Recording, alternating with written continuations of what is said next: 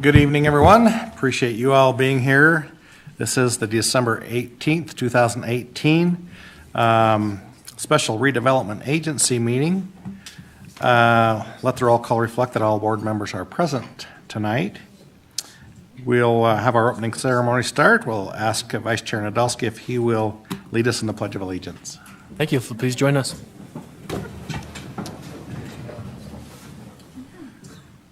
I pledge allegiance to the flag of the United States of America and to the republic for which it stands, one nation, under God, indivisible, with liberty and justice for all.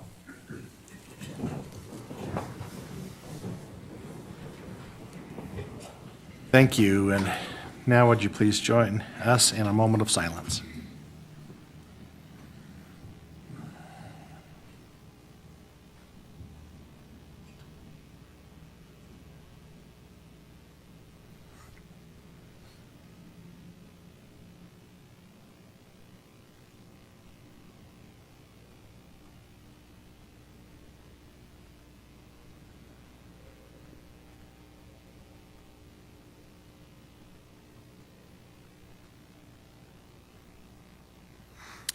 Thank you. First item on our agenda tonight is the approval of minutes. The special meeting of August 21st, 2018. Board Member Chaburka. Chair, those are correct to my recollection. And then the closed session of August 21st, 2018. Board Member Blair.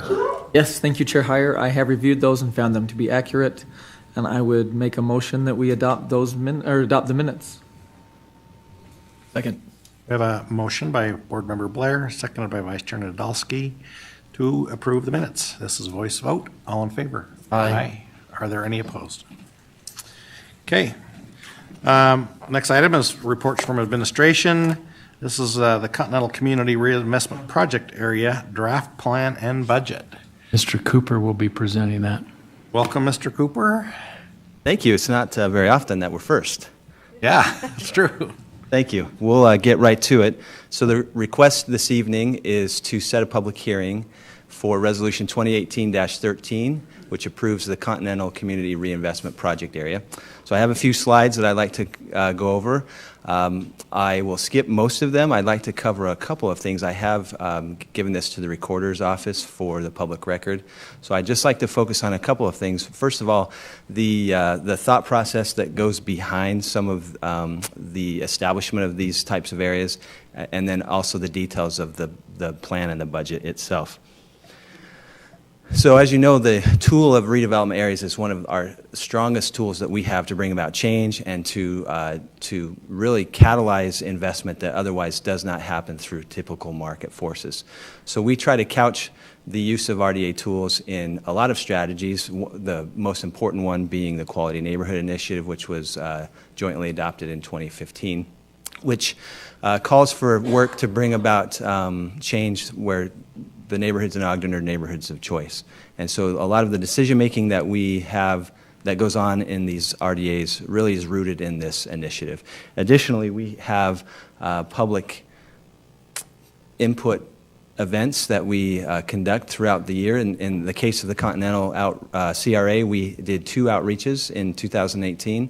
In this particular area, there wasn't a lot of residential homes, so we generally get most of our feedback from residential neighbors. In this case, it's largely commercial, so we didn't have a ton of feedback, but the feedback that we did get was important. We asked residents and businesses to give us feedback in 3 different ways. A red sticky is an impediment, a blue sticky is a bright spot, and a yellow sticky is just a general comment. And so we've taken not only the Quality Neighborhood Initiative and also the things that we get in those public outreach meetings, and we try to use that to establish a boundary and some initiatives that could go on within that boundary. So here's the proposed Continental Community Reinvestment Area boundary. You'll notice that it spans from Wall Avenue to Washington Boulevard, roughly 27th to the backside of 25th Street. We have carved out some non-essential areas in terms of tax-producing buildings. That's the Weber Health Behavioral Health Facility, and also you'll notice that the half of the municipal block is carved out as well. These buildings are generally buildings that will not be redeveloped over time. They don't produce taxes in the first place, and so it's generally good practice to just eliminate those from the administration of the RDA over time. As it relates to the projects that are inside of this, we're focusing on a couple of different projects that will generate the investment that we project over the life of the plan. The first project would be the project at the old Hostess factory. As you know, the agency purchased that some years ago, and it was just demolished this year in preparation for hopefully a mixed-use project that would bring about a few hundred apartment buildings, some additional structured parking, an office building, and some other commercial uses. It'll be a wonderful asset to the downtown. It'll provide access and connectivity to 25th Street. We're also looking at some of the adjacent blocks to see what we can do to consolidate parking. You'll notice that there's lots of surface parking lots here, which generally represents an inefficient land use. So if we can replace those surface parking lots with structured parking, bring new buildings in, bring more people, bring more tax base, vibrancy, all kinds of different uses other than just cars. So those are some of the things that we've identified in this area that could take place as well. So that yellow boundary that you just saw on the map represents the parcels and their of the project area, and their base value as of 2018 is a little over $19 million. We anticipate through the projects that I've described and others that are indicated in the plan that we can see $236 million worth of investment. And by doing so, that would add $162 million worth of new taxable value. In order to see that investment, that $236 million, we anticipate that it would take some public support in the form of tax increment finance. And so we've developed a budget that allows for 22 years of tax increment inuring to the agency at a 90% participation rate. This is a new component that we've introduced to the planning this year. And that's in response to some of the partners that we are working with, specifically the county and the school district. So a 90% participation rate means that 10% of the additional growth that is realized year over year through the 22-year plan, that actually flows through to the different agencies, including the city. So the budget would be 7.7 from the city, 20 million from the school district, and 7 million, a little over 7 million from the county. These are maximums, so once they are reached, then the interlocal agreement terminates. Whether it's at the 22 years or prior to that, it would terminate at whichever is reached first. And we have already approached the county and the school district, and they have signed and approved interlocal agreements to these numbers, subject to final approval on the plan. So what that gives us is an overall $35 million budget. That would be maximum collectible over the 22 years. Again, that's a maximum, so if that $35 million is reached prior to the end of the term, then the district would terminate. Available for investment in projects, meaning development agreements to developers building buildings, public infrastructure investment, those kind of things that we would have available to us, $26 million.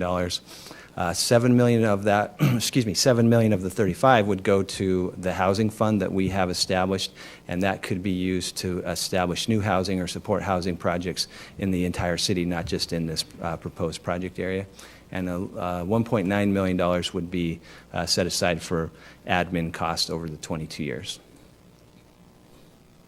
Again, here are some of the key projects. Again, the Hostess site being the bulk of the investment. $115 million is what that's slated at being, and so that's the majority of the $236 million budget that we've anticipated.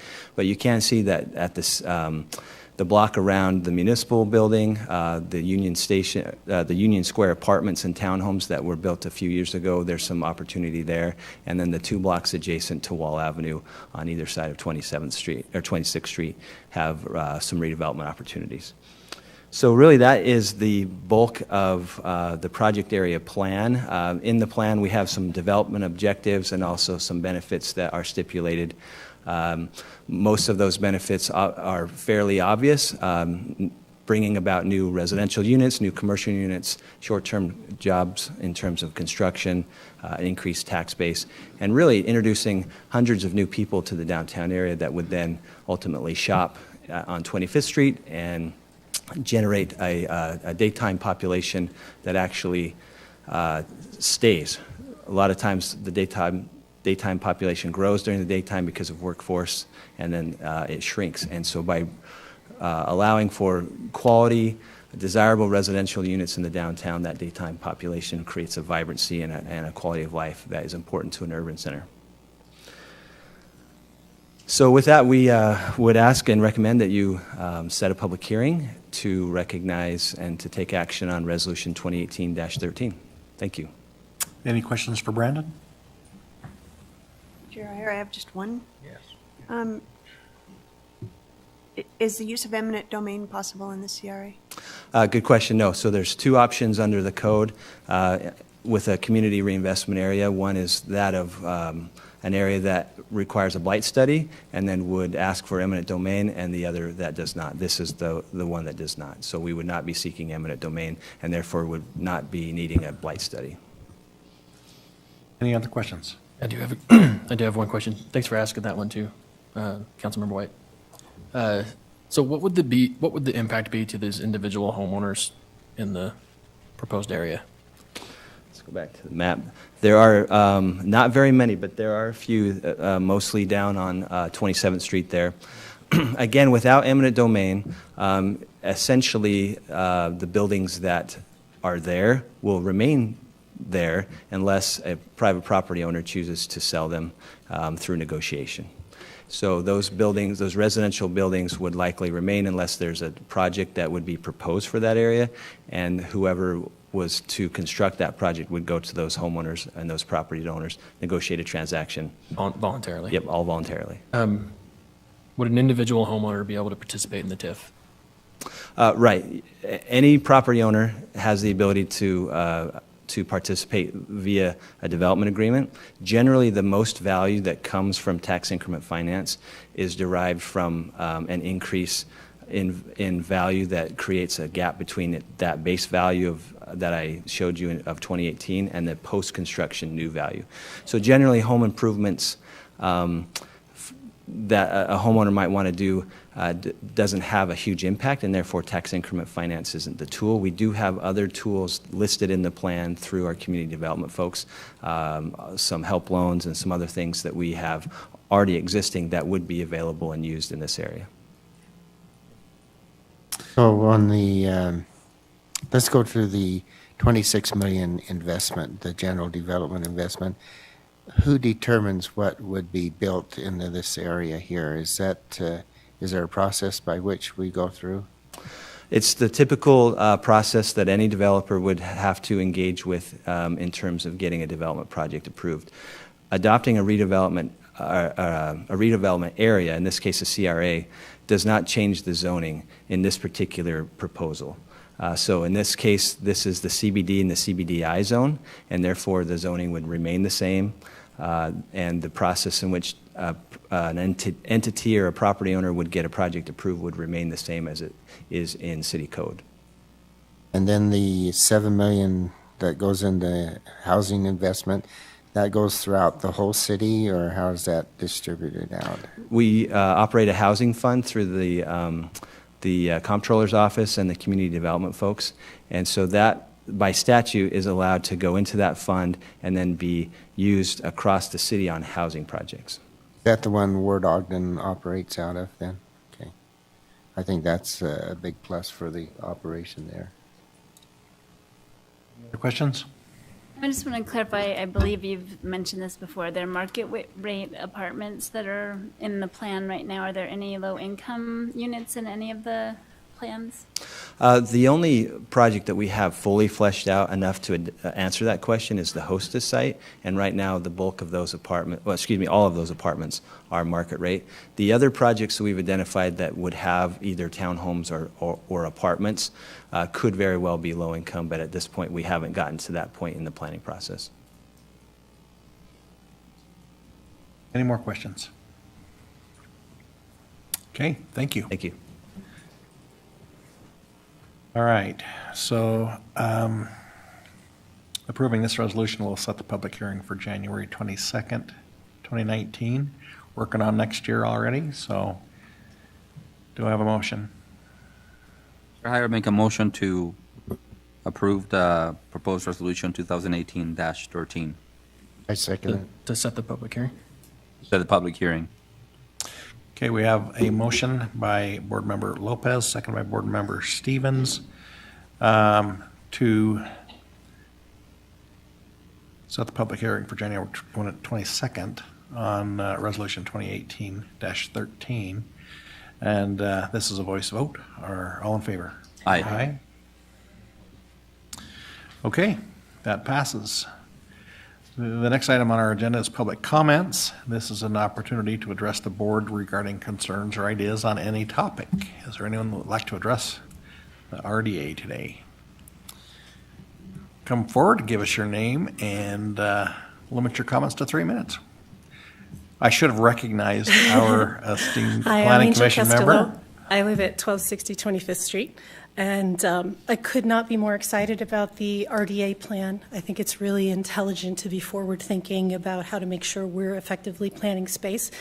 I'm extra excited about the talk about implementing a public parking structure, while I am a huge proponent of public transportation. And I think that self-drive cars are coming. I don't think that's going to be our answer for moving people for 10 years. So I think the public parking element is a great, thoughtful process. I'd like the city to consider when we're implementing multi-apartment units, to when new developments are coming on board and developers are requesting assistance with projects, that the city consider a 5 or a 10% minimum for low-income housing in multi-dwelling units to help accommodate people that make the character of Ogden, so that they're not pushed out as we continue to gentrify, as we grow as a city. But again, please, thank you for voting for that, and I think it's a great and exciting thing for Ogden. Thank you. Thank you. Anyone else? Okay, seeing no movement. Comments from our executive director. At this time, I appreciate Tom and Brandon and all their work on it. This has been a big project for them to get around and to coordinate, and they've done a great job with it. Thank you. And board members, any comments? Okay, I'll look for a motion to adjourn. Motion to adjourn? Second. I have a motion by Vice Chair Nadolski, seconded by Board Member Blair to adjourn. All in favor? Aye. Okay, we are adjourned. We will ramp up for our city council meeting, which we will start right now. Welcome everyone to our December 18th, 2018 Ogden City Council meeting. Let the roll call reflect that all council members are present. And first item on our agenda is a request to be on the agenda, Urban Forestry Committee. And we have a lot of green shirts. Monty will kick this off, and then he'll introduce the rest of the gang and who's going to participate. We also call him Jay Jr. sometimes.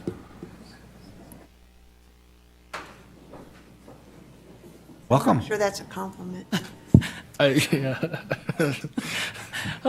Well, I'll cut right to it. So I'd like to introduce Bob Saunders here. He's our acting chair with the Urban Forestry Committee, and I'll turn the time over to him to introduce one of the members that's going to give the sunset report. Great. Welcome. Monty. A pleasure for us to be here today to represent ourselves in this sunset meeting. We haven't been active for a while. We haven't been official for a while, but we have been active. There's many things that we have done, some of the things that you've received already. But what I'd like to do is have the committee introduce themselves and take that burden away from Heather, or from They'll need to come to the microphone if they're going to introduce themselves. Pardon? They need to come to the microphone if they're going to introduce themselves. They need to come all the way up? Yep. It has to be recorded. Okay. Come on up. Dennis? Heather? Hi, I'm Heather Root, and I'm going to tell you guys what we've been doing after everyone introduces themselves. I'm Dennis Miller. Been on the board quite a while, on the committee. I'm Ryan Parent. Good evening, Amanda Egan. Dean Ellis. I'm Daniel Wright. I've been on the committee for about 10 years. Thanks, you And guys. I'm Robert Appreciate you being here. Saunders. I've been on the committee since 2003. I'd like to introduce Heather Root, and she's going to give our presentation, short presentation. Yeah, we have a PowerPoint. Are we allowed to put things in the projector? Can we put it up here? We have a man that's going to help you.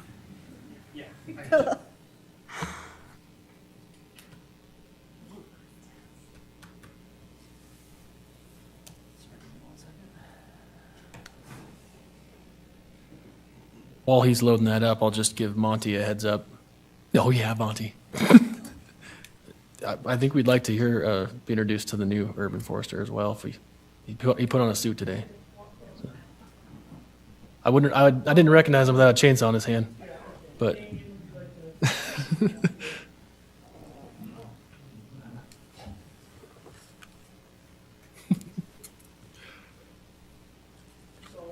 I'd like to introduce Damian Reeves. He is the new urban forester for the city. He's been acting in that capacity for, well, since about April. Yep. So he's got big shoes to fill, not mine, but Jay's. big shoes to fill. He's a beard away from being Monty Jr. Monty Jr. How about that? That's just rude, huh?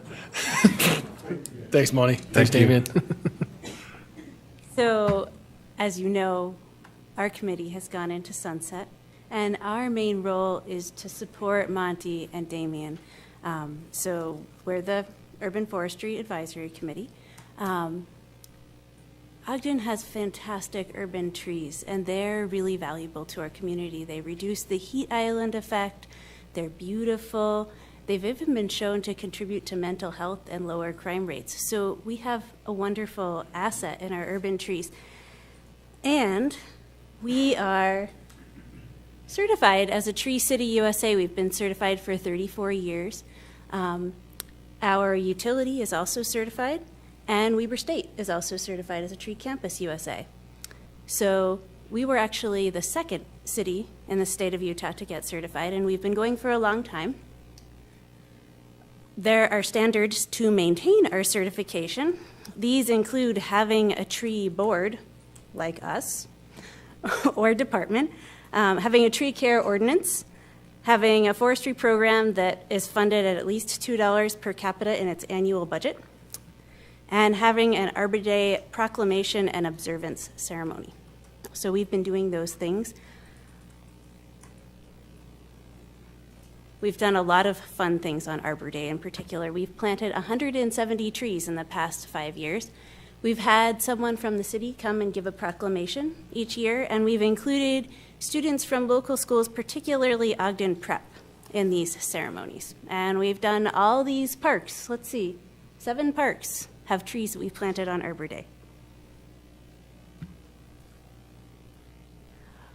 Our members have also helped with the Ogden Tree Nursery for 15 years. In the past 5 years, we've given away 1,000 trees to Ogden residents. These have been planted particularly in park strips, and these residents are now taking care of these trees. Another thing we've been working on is reviewing and revising these tree planting regulations. These are important for deciding the right size of tree and variety to plant in different kinds of places. And this tree selection guide has a whole bunch of different trees that are suited for particular places and is useful for helping us diversify our urban forest and figuring out what kinds of trees we can be planting. We've distributed this at the Standard Examiner Home and Garden Show and at various other events, and I think we have copies for you if you want them. Yes! Aren't they lovely? They are very nice. So, these are our main accomplishments in the past 5 years. We have a lot of goals. We're hoping to be reinstated, and we have a lot of things we want to do. We want to continue demonstrating the value of our urban forest. We want to work with homeowners that have really awesome trees and start registering more of our trees with the State Historic Tree Registry. We want to continue having field trips to planting sites and having Arbor Day celebrations. And we want to go back to previous plantings and assess how they're doing. We're hoping to continue revising and working on this tree list and tree matrix and this tree planting guide. We also want to work to get more of these materials up on the city website so that they're accessible to everybody. And we also want to continue to expand our efforts in the Ogden schools and reach more children and teach them how important and valuable trees are. These are particularly cool experiences because these students who have been planting these trees are going to get to see these trees mature through their lives, and this will help them feel like they belong in Ogden and they have trees that they've helped plant, which is really a cool thing. I think those are all of our goals. Yes, so I am all set. I think I can take questions. Questions for Heather? I like this book because now I know what trees I have in my yard. You know, you've never experienced a park unless you visited it with Jay, though, because he just starts spouting out the Latin name of everything that's there, and it's quite the something. In my park strip, I have several of the trees that. Chase never taken me out a walk in the park. Better sign them up. Bart wants to do it. Any more questions for Heather? All right, well, thank you. Thank you. Appreciate it.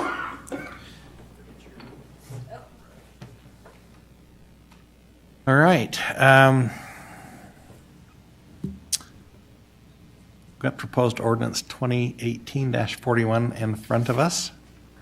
This will extend the sunset provision for the Urban Forestry Committee to June 30th, 2022. And I do have a question regarding that date. We are always right smack in the middle of budget at that time of year. And it kind of makes me wonder if there's anything magical about that date that it couldn't be moved to another time. Fiscal year. Anybody have some input for me about that? I apologize, I wasn't listening. What was the question? Well, that's the reason they've expired, 6 months ago, and they're here today. So I just kind of wondered if we could move that date, their sunset date. Well, I think we just lost the date of when we needed to get them all reappointed. We gave that to council staff this morning. I think with the change of leadership over this committee, I think it was just our error. Okay. So you have that document this morning, your staff got it. So as soon as you guys can put it on a calendar, it could be acted upon. Okay. Mr. Heyer? Yes. I think they're just using the date that it expired, and that would mean it's been running continuously for the last while. If you changed it to tonight's date, then there might be some question about whether what they've done in the last 6 months was valid. That's a good point. Yeah, that's a good point. Okay. I'm good with that. I just thought it was a little bit worth asking the question. Okay, so, do we have a motion? Chair Heyer, I will make a motion that we adopt proposed ordinance 2018-41. Second. I have a motion by Councilmember Blair, seconded by Councilmember Choberka. Let's see, this is a roll call vote. Councilmember Blair? Aye. Councilmember Choberka? Aye. Councilmember Lopez? Councilmember Stevens? Aye. Councilmember White? Aye. Vice Chair Nadolski? Aye. Chair Heyer? Aye. That passes. You guys are good till 2022. Thank you for your work. It's I remember being on the planning commission years ago when we got the Tree City Award, and it was really kind of a cool thing. And it's nice to have received that for as long as we have, and it's thanks to good folks like you. So thank you very much. Chair Heyer, just a Yes. quick comment. So the Arbor Day Foundation was established in Nebraska, and my first job was stuffing envelopes for the the Arbor Day Foundation to get memberships, so, Well, so you have it in your blood too? yeah, yeah. Great. Good deal. Okay. Thank you.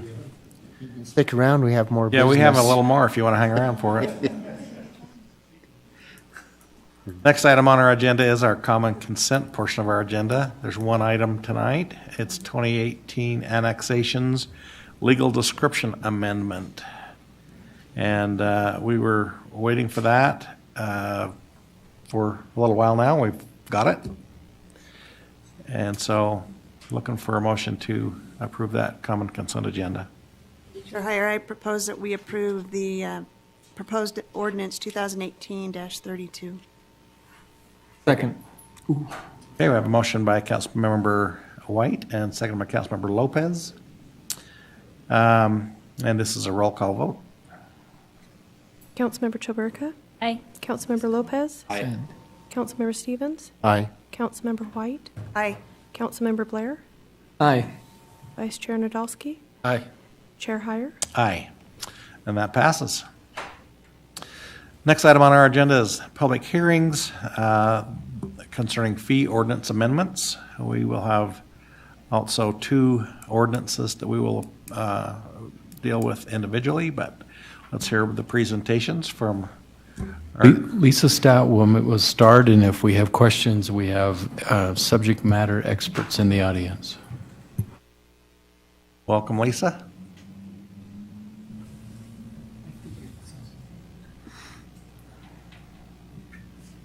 Thank you. I appreciate the opportunity to be here with you tonight. This is what we call the mid-year fee ordinance proposal. Generally, we only do a few mid-year fee increases that really correspond with a calendar year versus a budget year. And so we have two. This is, there's a fee ordinance proposal to adjust some of the golf fees and then also some of the cemetery fees.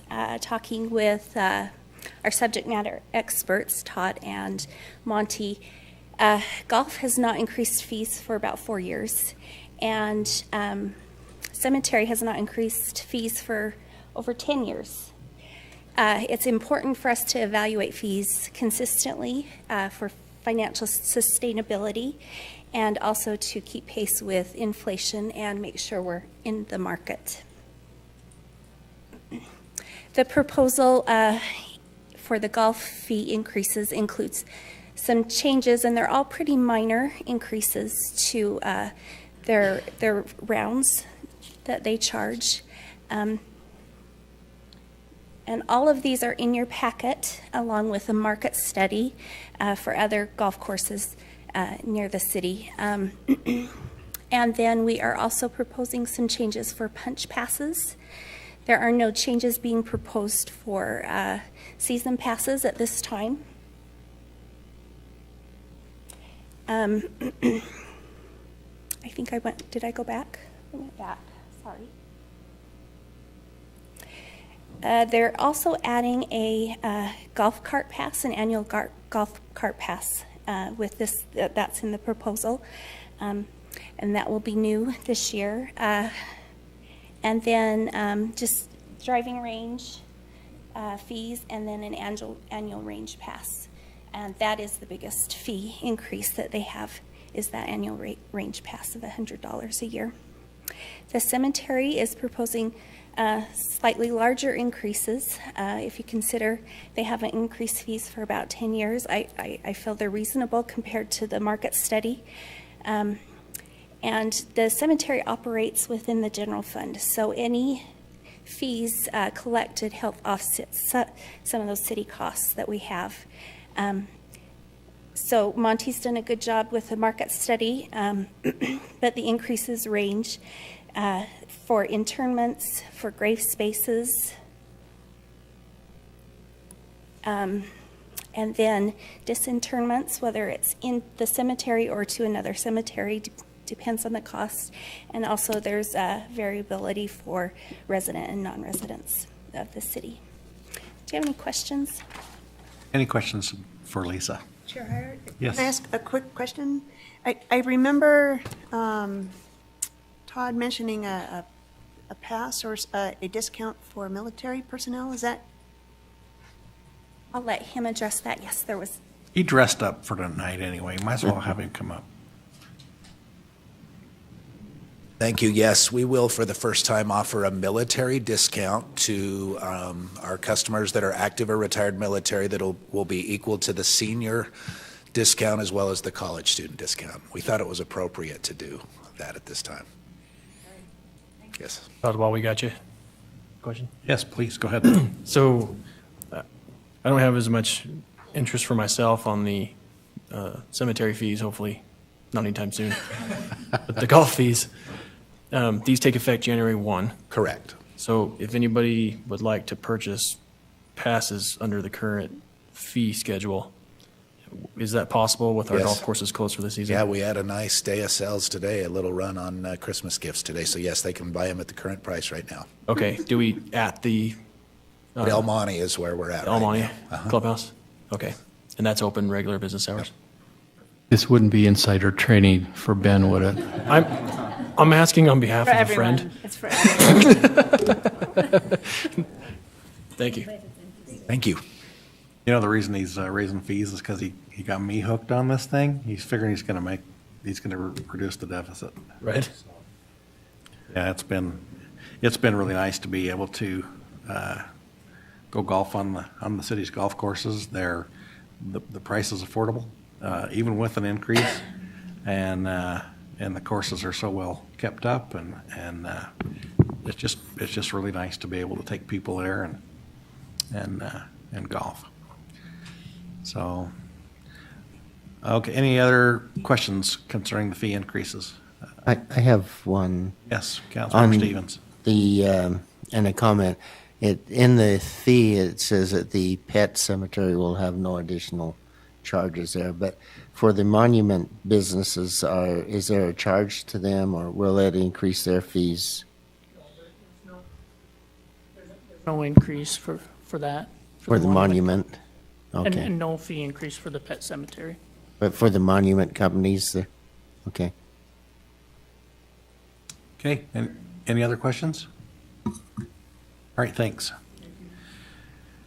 Okay, let's take these one by one. Let's start with the proposed ordinance 2018-36. It's a That's public, the it's golf it's a course public fees. hearing, right? Oh, this is a public hearing. Thanks, Councilmember Blair, appreciate that. Is there anyone in the audience that wishes to speak to either one of these proposals? I'm not seeing anybody taking us up on it. So I'll look for a motion to close the public hearing. Motion to close the public hearing? Second. A motion by Vice Chair Nadolski, second by Councilmember Blair to close the public hearing. All in favor? Aye. Okay, thank you for the heads up. And Chair Hire, I would like to make a motion to adopt proposed ordinance 2018-36. Second. motion by Councilmember Lopez, second by Vice Chair Nadolski, to adopt ordinance 2018-36. This is a roll call vote. Councilmember Lopez? Aye. Councilmember Stevens? Aye. Councilmember White? Aye. Councilmember Blair? Aye. Councilmember Chaburka? Aye. Vice Chair Nadolski? Aye. Chair Hire? Aye. That passes. Now, let's address the ordinance 2018-37. Chair Hire, I will go ahead and make a motion that we adopt proposed ordinance 2018-37. Second. Have a motion by Councilmember Blair, seconded by Councilmember Chaburka, to adopt ordinance 2018-37. This is also a roll call vote. Stevens? Aye. Councilmember White? Aye. Councilmember Blair? Aye. Councilmember Chaburka? Aye. Councilmember Lopez? Aye. Vice Chair Nadolski? Aye. Chair Hire? Aye. That also passes. Chair Hire? Yes. Before we move to the next item, you mind if I No, go make ahead. a comment? Especially, it's not very often we have our golf pro in the chambers with us tonight, but it's just an opportunity to thank you for the work you've done. I mean, I've become no stranger to you at the courses as well. This is the first year that I've actually really given golf a serious try. And, it can be a pretty intimidating experience when you're as bad as I was when I started in mostly still am, but I just want to thank you for making a friendly and helpful and supportive environment, not just for me, but for everybody. If I can tell for myself, I underappreciated what the amenities mean to a lot of people, but having spent a lot of time there and seeing a lot of people come and go, it's clear to me that is their recreational opportunity, just like the trails are for me with my mountain bike. And there are a lot of people that those amenities make for a lot better quality of life. So thanks for everything that you do there, Todd. Thanks for helping me get to where it's less embarrassing to play. But I'll try not to embarrass us as much in the partners tournament.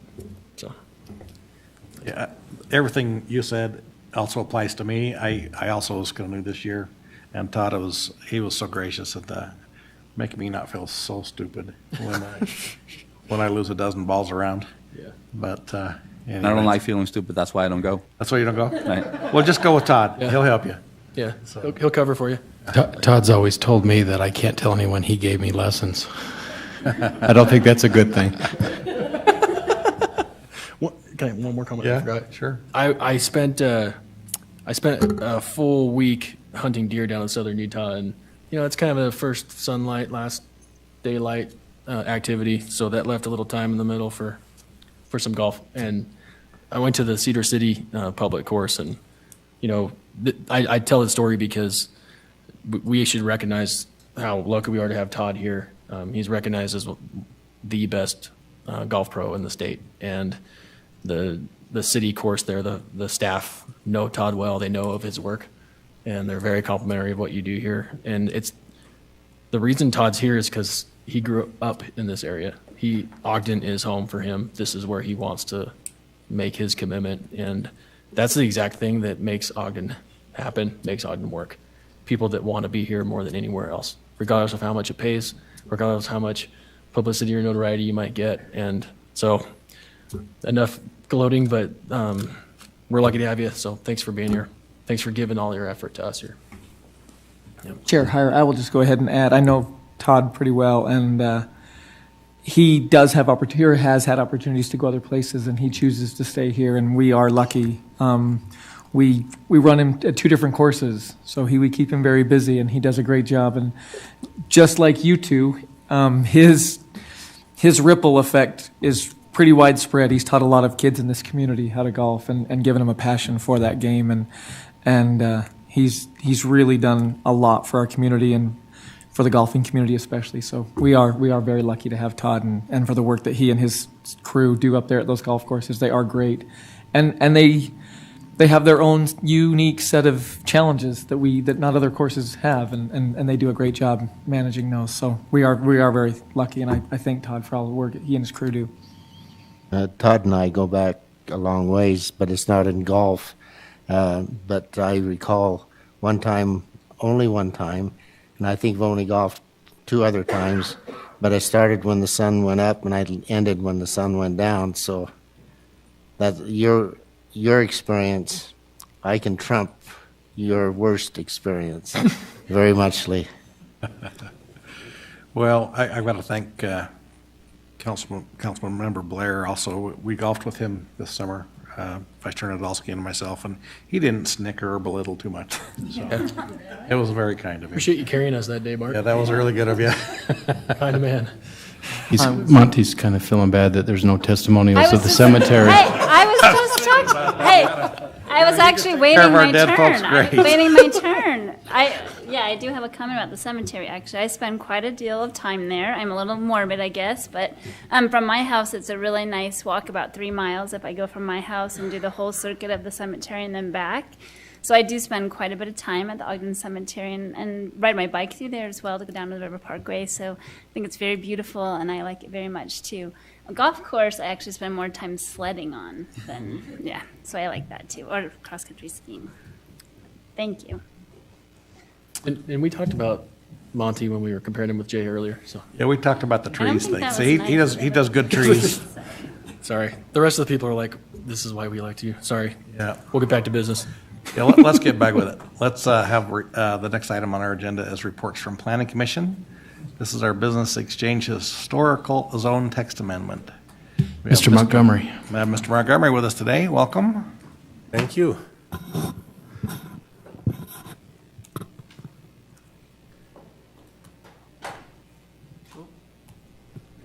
Okay.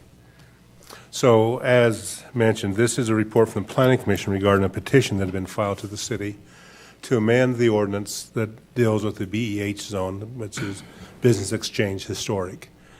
There were two zones that were created when the stockyards was converted over to the Business Exchange.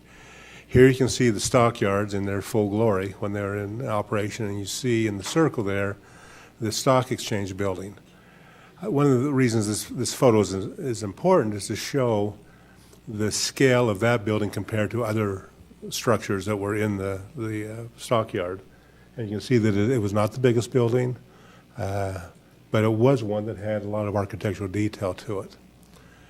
What is being proposed is amending the ordinance, which presently says that in that BEH zone, which is surrounded by Exchange Way and also Stockman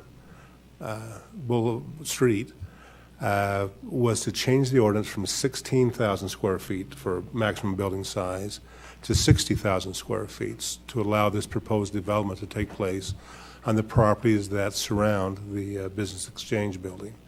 So you can see those two buildings as proposed. This is a rendering showing how they would sit in relationship to the Business Exchange building to show that even though they'd be much larger, they're also further away and not as close to the Exchange. So when the ordinance was first created back in 2015, I was really looking at two different things.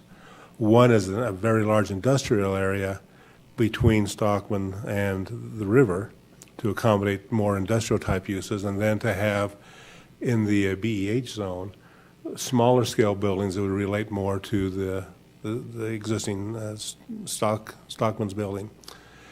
And the intent of the ordinance, as you read it, it talks about they wanted that around the existing building to be the focal point and not compete with interest of that being a focal point. And so as the property was developed and subdivided and improvements made, a couple key items were in that park, including pedestrian walkways and greenways and making connections from the businesses to the Weber River. Also setting up architectural standards of how the buildings would look in this BEH, so they'd be lower in height and have architectural standards that would mimic the Exchange building. And of course, one of those items which is being asked for revision today is the 16,000 square foot limit. So this was the general concept of how that would take place. I think one of the questions was asked in the work session when we look at this drawing is open space and how the buildings relate to each other. You can see the greenway that goes from Exchange Building to the west of the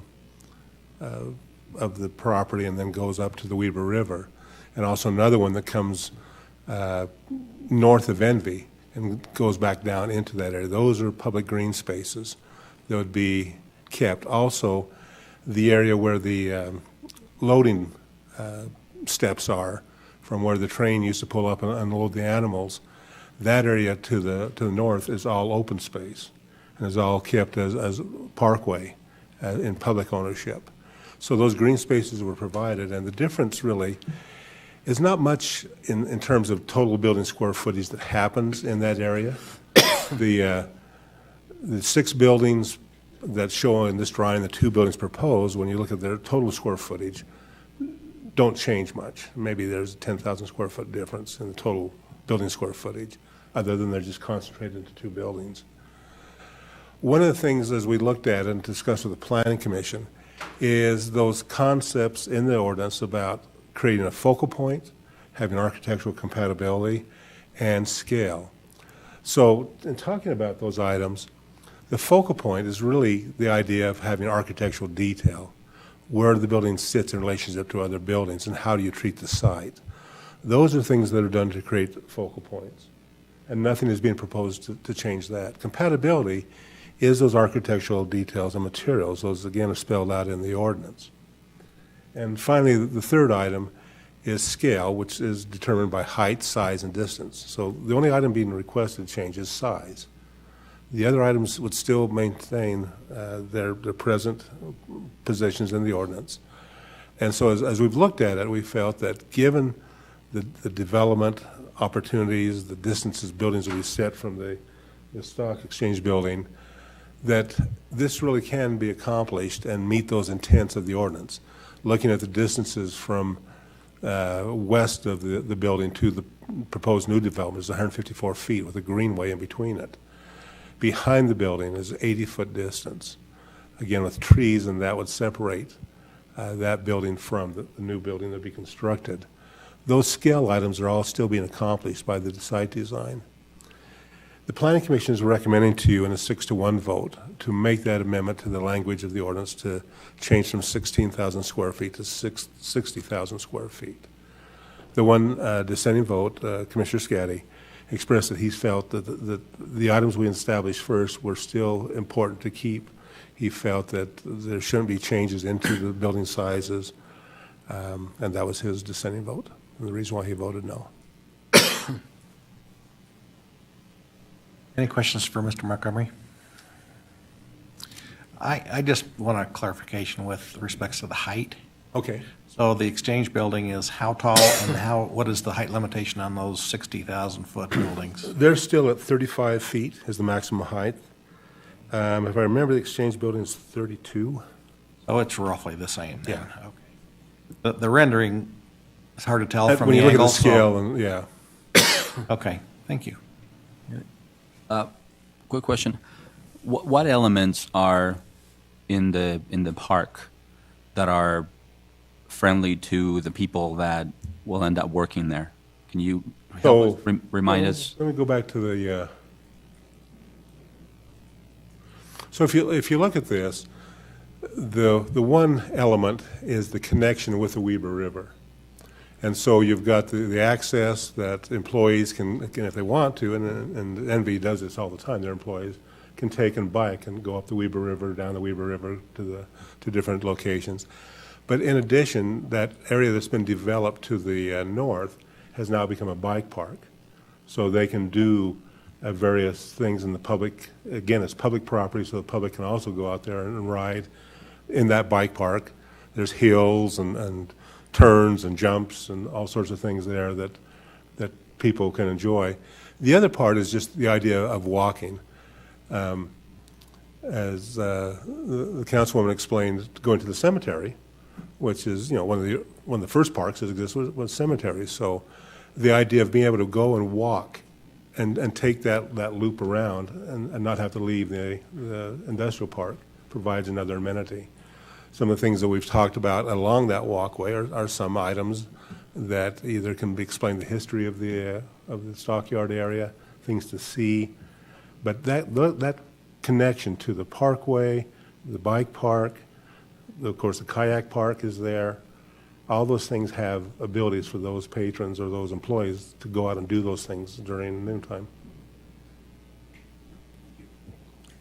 Question? So, because it's I guess a change in the land use, I guess, I don't know how to put that. Did you notify the other? Yes, we did. And did they have any feedback to it? No. Did they recognize that you noticed them, or did you have? Well, I know we conversation had with them? across the street a neighbor come to just find out what was going on, and once he heard, he was fine with that. We never got any feedback from the two existing businesses there, so I can't say whether I do or don't know what their feeling is, other than they never came. But we didn't reach out to them personally. We didn't go individually, no. Any other questions for Mr. Montgomery? I think, do you know when the exchange building will be completed? If we develop these other buildings around it, surely we'll have to spend time completing that. That'll all depend on funding being acquired and getting the right mix to go into that building. Right now, our main key is trying to preserve it and keep it intact so that when the time comes, it can be then revitalized. And those protections are in the zone? Yes. Yeah, the only change we're talking about today is changing from 16,000 to 60,000. All right, thank you. We would like to receive public input on, about this, this item. Is anyone here to speak to this? Okay, I don't see any movement, so, There's a petitioner. oh, the petitioner is here. Invite Oh. him to speak if you'd like. Oh, that's right, okay. Aaron Robertson, right? Yeah. You want to come and explain anything or rebut anything, or? I think Greg did a great job of kind of portraying our view on this. Effectively, we're looking at this. We have bought into this park after this zone was created and helped provide, kind of wrapping it up and generated a lot of interest in the park at this point. As we've done so, it's clear that the interest and financeability of the feasibility of the project really is for larger buildings than was originally anticipated in those smaller 16,000 square foot buildings. Those buildings, cater to a smaller user, and even these slightly larger buildings still cater to those smaller users. We're able to do so with more efficiencies. From our standpoint, the Exchange Building has always been the gem of that park. We feel that it still remains the gem of the park. We're here for the long haul, not for the short sprint, and so as we look at this, we feel that this change and the buildings that we're bringing on create a great transition from that great historic, highly architectural detailed building to these larger, more industrialized buildings that we anticipate going around. And with the architectural details that we are requiring on the new buildings going in that we create that transition feels more natural and simpler to us. But I think your community, as we've gone out and tried to market this and push this, they've come back in love with the Exchange Building, in love with the park in general, and then are asking simply to do a slightly larger footprint, and we think that works. The vision, I think, is preserved. The historic nature of the park is preserved. Having that remain the jewel in the center with these other productive buildings on the outside, and we love it. So, I think Greg hit on those points. If you have any Are questions. you okay with for some me- questions? Yeah. Okay. Councilmember White. Did you look at any of the other opportunities of the other two buildings or other three lots as options? Yes. And There was reason- quite frankly, we have interest on all the lots right now. And so as we've tried to massage things around and put people where they are, it's a negotiation on multiple parties, the city, me, and the potential tenants. And it really wouldn't matter who we tried to bring into those center lots. Everybody is looking for a slightly bigger building than what currently is allowed. Other questions for the petitioner? Okay, thank you. Thank you. I think we also have another petitioner. Would you like to address the council? Do we only have the one? Okay, good. All right. All right. What's the pleasure? Was there any public comment? No? Nope, it didn't look like anybody wanted to talk to us about this. I'll make a motion. Okay. I will make a motion that we adopt proposed ordinance 2018-40. I second it. I have a motion by Councilmember Blair, seconded by Councilmember Stevens, to adopt ordinance 2018-40. This is a roll call vote. Councilmember White, Aye. Councilmember Blair, Aye. Councilmember Traburka, Aye. Councilmember Lopez, Aye. Councilmember Stevens, Aye. Vice Chair Nadolski, Aye. Chair Heyer. Aye. That passes. Mr. Chair? Yes, Um, Councilmember Stevens. I think this can be a very productive area for Ogden City, and especially for West Ogden. But part of the component of the campus of what we're looking at, the Exchange Building is another part of that important concept. developing that area. And hopefully we can go ahead and sometime get enough funds to go ahead and rehab that structure there. So, but I think that's an important aspect of the campus there. Okay. Thank you very much. Good luck with your project. Looking forward to great things out there. Okay, the next item on our agenda is new business. 5-year strategy plan contract with Tanner LLC. You want to tell us about that one? Yes, thank you, Chair Heyer. So you may recall, council members, that a couple of years ago we worked with Laura Lewis of Lewis Young to develop the 5-year financial model. And we used that for a couple of years, and she came and would present at the time that the administration brought the budget forward. And it became clear, at least in the second year, that we were sort of doing it a little bit backwards. We were, the administration was doing the best they could. They were just sort of developing their priorities and the mayor's priorities and sort of backing in to the numbers that we had. And so I had the discussion with Councilmember White and Councilmember Blair, who serve on the fiscal sustainability work group. And we talked about developing some other way to do that. And I talked to Laura Lewis about it. And she mentioned that early on, before she developed that 5-year model, it was always meant to be paired with a strategic plan or some sort of document that sort of guided those financial decisions in the budgeting process. And so she put me in touch with an individual that she'd worked with.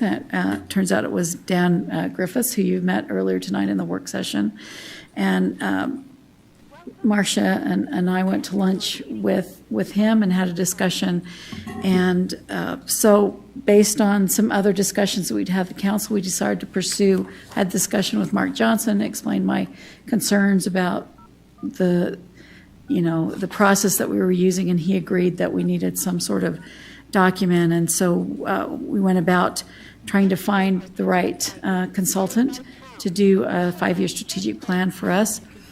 We pulled together committee members to do that, and we had Councilmember Blair, Chair Heyer, Councilmember White, myself, Mr. Johnson, Greg Buxton, Management Services Director, Lisa Stout, the Finance Manager, and Mara Brown from the Attorney's Office. And we put out an RFP. We had 4 responses. We interviewed 2 of those 4 and settled on Tanner LLC with Dan Griffiths and Mackie Smith as the consultants that will provide that service. So we have negotiated a contract with them. The contract amount is for $41,500, and that is to provide the process, facilitation for the consulting's management, and helping with the strategic plan advisory committee. We anticipate that the project will take anywhere from 6 to 8 months to complete, and then we can see where we'll go from there. So the action tonight is just a request that you adopt the resolution authorizing this contract, and then we would have Chair Heyer execute it. Okay. Any more questions for Janine? Okay, I'll look for a motion.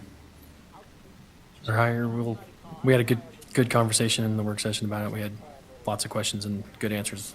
So I look forward to this getting started and make a motion that we adopt proposed resolution 2018-20. I have a motion by Vice Chair Nadolski, second by Councilmember White, to adopt resolution 2018-20. This is a roll call vote. Councilmember Blair? Aye. Councilmember Choburka? Councilmember Lopez? Aye. Councilmember Stevens? Aye. Councilmember White? Aye. Vice Chair Nadolski? Aye. Chair Heyer? Aye. That passes.